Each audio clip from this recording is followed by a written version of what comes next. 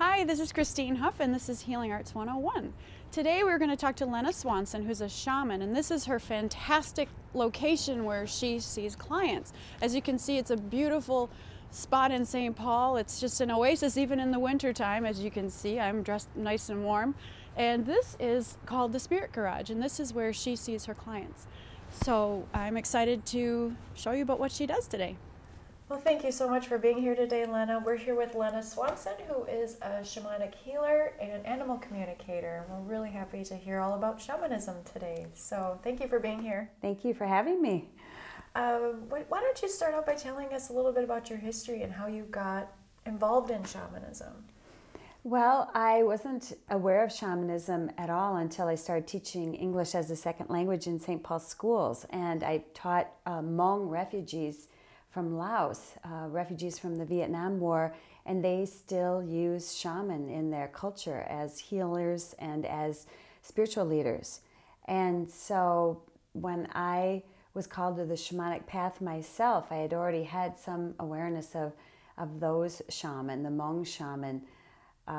It was unfortunately the death of my sister, who I was very close to, that kind of propelled me onto this path. I had a soul retrieval because of that, and then I was called to the path. I just had all of these signs that that's what I'm to do now in my life. Because I've been called by the spirits to become a shamanic healer, what I will do will help people with issues they're having in their life that are clearly originating at a soul level. For example, most of us who are raised in this environment, in this day and age, do have a certain amount of soul loss from different traumas we've experienced throughout our lifetime. Can you talk about what soul loss is? When Sure. does that happen?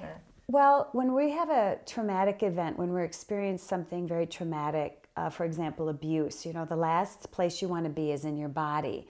And so part of your soul will actually leave as a brilliant survival mechanism to make sure you survive that situation, so you're not fully experiencing it. And so many times abuse victims will say they feel themselves go out of their body, so the whole situation is less impacting. And so sometimes those parts that go away to make sure you survive don't come back on their own. They're not able to come back on their own. So those soul parts are lost in the spirit world. And so the job of a shamanic practitioner is to do a journey, ask your power animals or your teachers to lead you to those soul parts and bring them back for the client.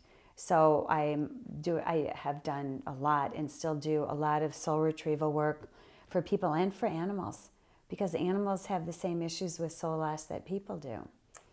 So when they've had trauma, and a lot of times it doesn't have to be something so severe as abuse. It can be when you're a child and you're riding your bike and you fall off, and it's really scary and you really get hurt. It doesn't have to be a big, huge life event. The client is basically laying next to me on my healing blanket, listening to the drumming, often sleeping, because I tell people if you are sleepy, just go to sleep, don't struggle against sleep. But people are basically open to receive the healing, but they're not seeing anything. I'm seeing the things in the journey. I'm seeing metaphor and symbol for what happened and what caused the soul loss, but the person doesn't have to relive anything. And the soul part is not damaged. That's what's so beautiful, is that I'm actually getting a soul part back that's the original beautiful essence of the person. It hasn't been damaged at all. That's why it left. And so a lot of times when people have soul loss, they feel like they're not whole. They feel like they're not all here. Mm-hmm. Or they feel like ever since my divorce or ever since I had surgery, I just don't feel like I came back. I'm not completely myself. And so that's what happens, is you have that feeling of wholeness restored. And when you have soul parts brought back during a shamanic healing, then any other healing modality that you're using, like energy healing or talk therapy, those things work better because they're working on your intact soul instead of your fragmented soul. because the soul parts that are gone in the spirit world are not receiving any healing. So I always tell people, if you're looking for a healing path, I always recommend starting out with a soul retrieval to make sure you're intact, and then, you know, carry on with all the other modalities you're interested in. Now, another aspect of a healing session that I do for people is power animal retrieval. I will actually, after I go and am led to different soul parts and bring them back to my client, I'm also led to a power animal to bring back for a client. And that is extremely healing, to have this powerful ally. And so I encourage my clients to have a relationship with their power animal as if they have a new best friend. It can be an amazing healing relationship. The power animals, when you bring them back, what is their job? What is their function? I know you've called them your new best friend. Right. What is it that they bring to your life, or how are they? Oh, anyway. Right. No, that's yeah. When I retrieve a power animal, they usually just appear, and then I bring them back to my client, and they always tell me what gift and strength they're bringing back to that person. Okay. And the gift and strength is always exactly what that person needs at this point in their life. So if a person has had some issues with powerlessness and feeling like they're just not sure where they're supposed to go in this, you know, in this next phase of their life, they will get a gift of power or strength from the power animal. Sometimes it's a gift of trust, if a person has had trust issues in their life. So that power animal will actually be with them as an ally. So when the person is in a situation where it's more difficult to trust, they are able to assist you. Yes, exactly. From the inside. Yes, exactly. So a lot of times they're bringing trust and the ability to feel joy.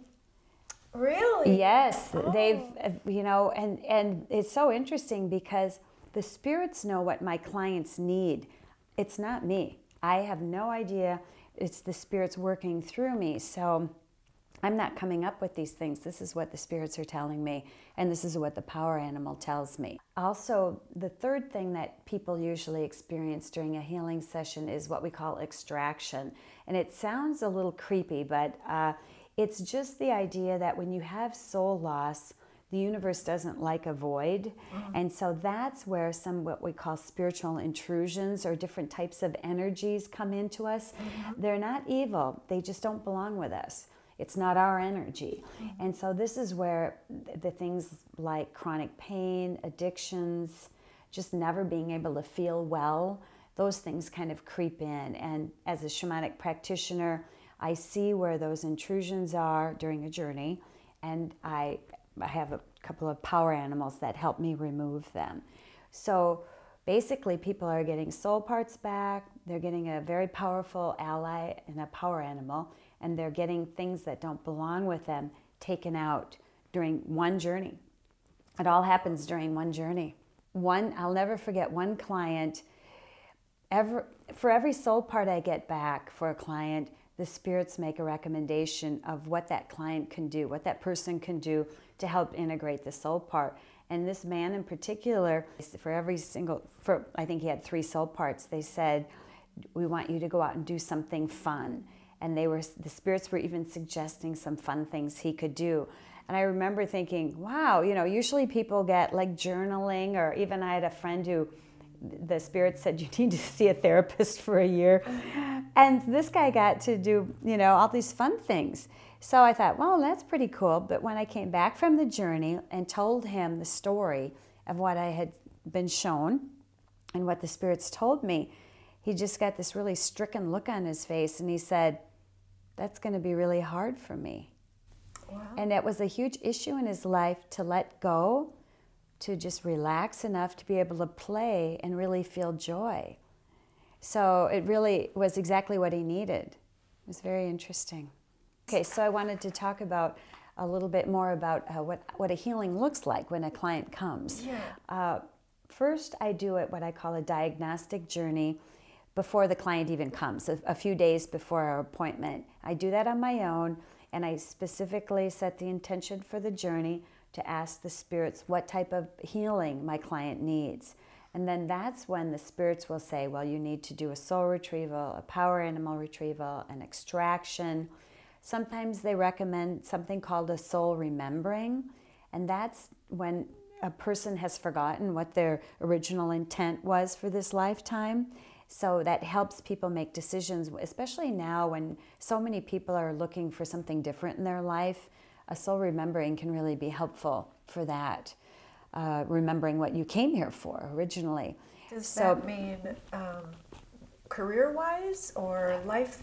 Any aspect, right? Okay. Any aspect of your life, right? Exactly. When people are kind of at a crossroads and they're looking for, what am I supposed to be doing here? They've kind of slogged through the first part of their life and now they're getting to a point where it's like, is this all there is? And so then you can find out, well, what was my soul's intention? We're so often we forget what we came here for because of school and family and religion, and so much is projected onto us that we forget, geez, who am I actually? And a soul remembering really gets people back in touch. And then in that way, they are able to make better decisions about which direction to go in their life. So I do the diagnostic journey, and then when the client comes, we work together. A typical session would be some conversation, answering any questions a person might have. We smudge, we use some sage to clear the things I used, rattle, drum, and then I will make sure my client's comfortable laying down and drum and sing a song. I have a special song I like to sing for my clients, and then I'll do some rattling, and that's when I'm calling the spirits to me, my power animals, my teachers, and really preparing for the journey. I'm filling myself with power, and when I feel ready, I lay my rattles down. I start the drumming CD so I don't have to worry about drumming for myself, and I set the intention for the journey to find soul parts that are willing to come back and help my client, to find their power animal, and to extract anything, whatever the spirits have told me to do in the diagnostic journey. My journeys tend to be pretty long, maybe 20 minutes or a half hour. I am very clear with my client that whatever information I give them after the journey, when I tell them what soul parts I found, why they went missing, all of the information I've gotten in the journey, it's not up to me to interpret. I don't do any interpreting because it's the spirit's working through me, but the information is for my client. So after the journey, I let my client know everything that happened and record it. And then burn a CD so that they have that and don't have to worry about all the details. And then they can revisit the journey and as they're moving along their healing path. And I have actually been a client of Lena's, and I loved that piece at the end, and sometimes it didn't always make sense to me when we first talked about it, but after listening to the CD later, just the feelings that would come back were very powerful, and all of a sudden things started to make sense, even if the exact pictures that you get aren't memories from your life. Right. Sometimes they're just symbolic.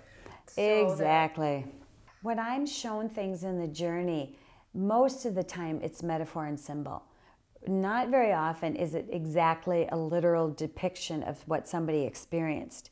It can be, and I've had a couple of cases where I was shown an exact scene from a client's life, and I had never even met the client before. They had come to me, and I told them what I was shown in the journey, and their jaws dropping, because they know there's no way I could know that. And I think that happens more often when a client tends to be a little scientific, logical type of person who is a bit skeptical. They're open to the healing, but they're still almost a little bit like, prove it to me. And then that's what the spirits do. Kind of blows them away. You need to know this. Exactly. Yeah. But I did a lot of my training with Sandra Ingerman, and that's, if you remember, that's something I encourage my clients to do, is read the book Sandra Ingerman wrote called Soul Retrieval, because I think it really prepares, it kind of jumpstarts the healing, and that way people know what to expect when they come. And in a workshop once with Sandy, she said she doesn't even listen to the story after, the soul retrieval. She gets her soul parts back and then leaves, because all of the information that I'm giving is more like icing on the cake. Your healing doesn't depend on working with the information or even knowing it. It's just more that the spirits know that human beings are very curious, and we want to know why and what happened and as many details as possible. But Sandy doesn't want to know it because she thinks she might obsess about it. So I always explain to my clients and emphasize, don't get too wrapped up in figuring out what everything in the journey meant. Just take it, the feelings like you did, the healing, the expansion, and moving along your healing path, and don't get stuck on, what did that mean and who was that? And because even in my very first soul retrieval I had, even now some of the things didn't really make sense to me, but it didn't matter because I could feel the soul parts back with me. I could feel the integration process, and the important part is having your soul parts back, not all the details of the journey. Oh, and the other important thing is, I've had people leave after a shamanic healing, they're like shot out of a cannon. They go home. One woman called me and said the day after her soul retrieval, she had cleared out 20 years of office clutter in her home office. Wow. She just went home and vroom. I had somebody else, luckily a friend of mine, who really said for about 6 months, she didn't feel a thing. It was like we hadn't done anything. And thank goodness she was my friend, because it was like she didn't think I was scamming her. But then after 6 months, she called me and she was really excited. And she said, I know now what I got from the journey. And it had been a healing of really, really some deep-seated anger issues.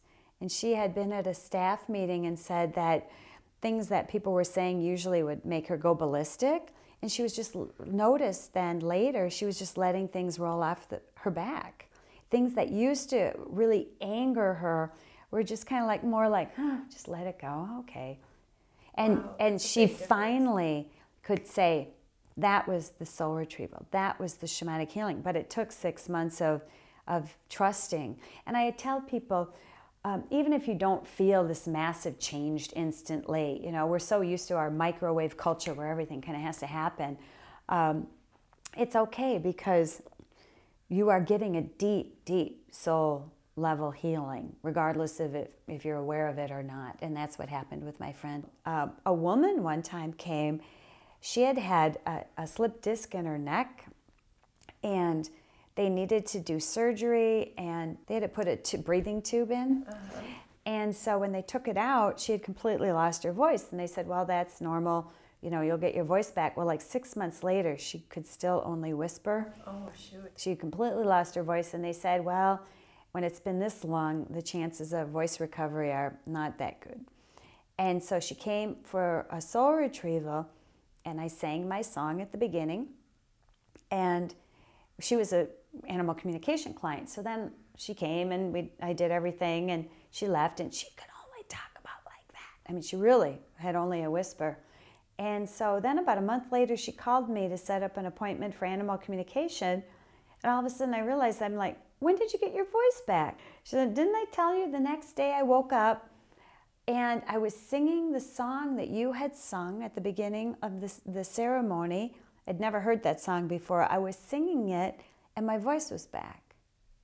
Wow. Yeah, wow. So, love to hear about the tools that you use and what people would experience when they come. Well, I do consider it a ceremony, a healing ceremony when people come. So, for the journey that I'm doing, the healing journey. So I like to start by smudging things, and that's a Native American tradition of using sage, the smoke of sage, to clear any negative energy that something might have. So I have a lot of bulk sage that I get. I like this because I'm not trying to tear a smudge stick apart, and so that's typically what I'll use is bulk sage. A smudge stick is sage that's bound up, And basically I use this when I'm having a ceremony and a lot of people over here, and I'm wanting to smudge a whole group of people and their drums and their rattles. So this is mostly used for a big ceremony. So I just light and this is my bowl that I made during one of my workshops. Oh, you made that? Yeah, we used, it's a piece of wood that we put burning coals from our ceremonial fire in. So then I just would take all of the things I'm using and put them through the smoke. So this is actually a crystal that the spirits asked me to use when I'm doing soul retrieval, and I actually have the soul parts and the power animal jump into my crystal, and this is how I bring them from non-ordinary reality to our reality, to ordinary reality. So I smudge that. I wear an eye cover. It's just some simple eye cover I got. I think people use them on airplane flights, but I like to have my eyes covered during the journey for the darkness. I like to use sound resonance, so I have little fairy bells that I use for after the healing.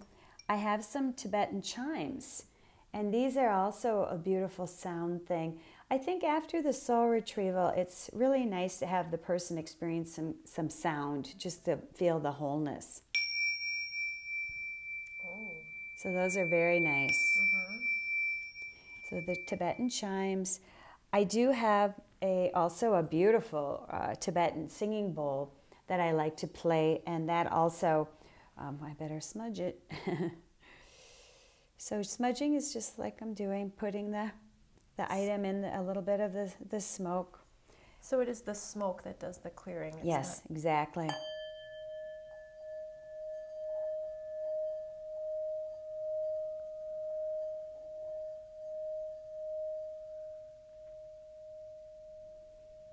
That feels cleansing on its own. I know. Yeah, that's a beautiful. And when somebody has just gotten their soul parts back and then have that experience, I think it's really nice with the sound. And then also I use rattles when I'm calling. These are my rattles that I use when I'm starting this healing ceremony and calling the spirits. I'll rattle in each direction, and then I'll be rattling while I am asking my power animals and teachers to come to me as I'm filling myself with power to get ready for the journey. So then when I'm done smudging all of my items I use, then I just smudge myself, just kind of give myself a little smoke bath, and then I have my clients smudge as well. Whenever I do this, I just remind myself how I should do it every day. It feels really good. It just makes you feel a little bit cleaner or clearer or something. Yeah, and smudging is a way that I encourage people to clear their spaces, especially when animals are reporting different energies in the house. It's really nice to have a smudge stick, light it, and then crack some windows in your house, light a couple candles, and go through and just set the strong intention that the energy in your house will be clear. So now I know you do a lot of work with animals too, and that's a really big part of your practice. What is it that I know you do shamanic healing, and what is animal communication all about? Well, animal communication is talking to animals using telepathy, which is how they communicate with each other and helping solve problems. A big one is, of course, cats that aren't using the litter box, and the vet has determined that it's behavioral. And so why not just ask the cat why they're not using the litter box? So yeah, animal communication is really helpful for people and their animals. The other thing that comes up oftentimes, especially with rescued animals, is that it's very clear that they've also suffered soul loss, just as a human would when they've had a very traumatic experience. Dogs from puppy mills, dogs from abusive situations. And so because they've also had soul loss, sometimes it'll come up and it'll be very obvious that the animal could benefit from a soul retrieval. But with animals, I will work long distance, which works just as well. I will either journey to the animal where they are, or I will invite the animal to come to my healing space energetically and work with them that way, and then use the phone to tell the people what their animal is saying. And it's very easy with shamanic healing as well to do it long distance, and I've started doing a lot of shamanic work with people long distance too, because I have a lot of clients all over the U.S. So. And so people have the same results Yes. as they would if they were here, Yes. people and animals. Yes, exactly. There's really no time and space in the spirit world, so it's very apropos to do that work long distance as well. The thing about having people come in person, if they're able, if they're local, or if they're well enough, sometimes people just aren't well enough to come. But when they do come, then they get, my beautiful spirit garage, my healing space. They kind of have the experience of the exotic ceremony and journey in person. So that's kind of more of a added perk, but it doesn't really enhance the healing necessarily. It enhances the experience. So, there's a lot of really interesting things that you've got in your space, Lynna. Could you tell us a little bit about why you chose the objects that you have here? Sure. A lot of the things I have in here are representations of my power animals that I work with shamanically when I have clients. So I have some clay things, sculptures of them, and some beanie babies, and just anything that has a heart-to-heart connection for me. Oh. Yeah, and I have drums and rattles for when I teach classes so that people who don't already have those things can just use mine. Candles are very nice to have. The original light of the shaman, the candle, the fire, representing fire. That's such a neat... Wow, so it's really got that history that's bringing with it from the beginning of man, sort of a thing. Right. So, if someone is interested in shamanism, it's so fascinating. How would you recommend someone choose a healer for themselves? Well, I think it's a good idea to, talk to different people, maybe go on the internet. I mean, it sounds kind of funny, but I've gotten a lot of clients from the internet who say the first thing they say to me is, I really like your website. And then I would call people and just talk to them and see if you feel comfortable. The biggest thing is, do you feel safe with this person? Do you feel like they know what they're talking about?